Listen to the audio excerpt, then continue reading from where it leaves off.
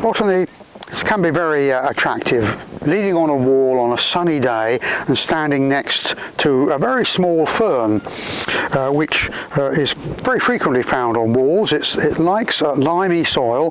It would naturally grow on limestone areas or chalk, but it's become a common inhabitant of our walls because it likes to grow in the cracks in the mortar. And this is called Wall-rue. It's Asplenium rutamuraria. Virtually a translation actually, and it's so called because the little fronds do look something rather like meadow rue leaves, thalictrum, which is a plant you might see on sand dunes. Perhaps you grow it in your garden, in your rockery. And so the leaves are rather similar, and one that's got hence the name, but it's not a flowering plant, it's a fern. And the first thing that I always do with a fern is to turn it over and just check its reproductive apparatus.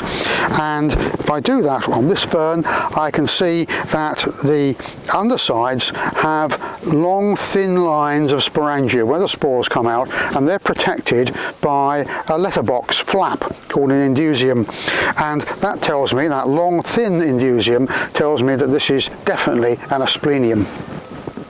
The second thing I look for is to see how many pinnate it is, how many leaf divisions it has.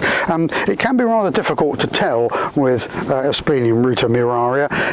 Some small ones can be one, the normal sized ones are usually about 2 pinnate, and that is what this plant is. So we're going to say it's 2 pinnate, and then I need to look at the little fronds themselves, and they are a fascinating shape. You need a hand lens to do it, and if you look at the fronds, end divisions, all the fronds are shaped like a diamond at the end, and the top of a diamond is serrated. So the top 2 sides have little serrations on them, and the bottom 2 sides don't.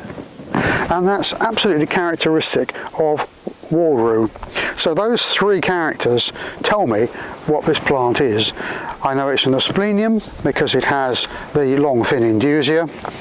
I know that it's got 2 pinnateness, and because of those rhomboidal diamond-shaped fronds, I know that it's Wall-rue.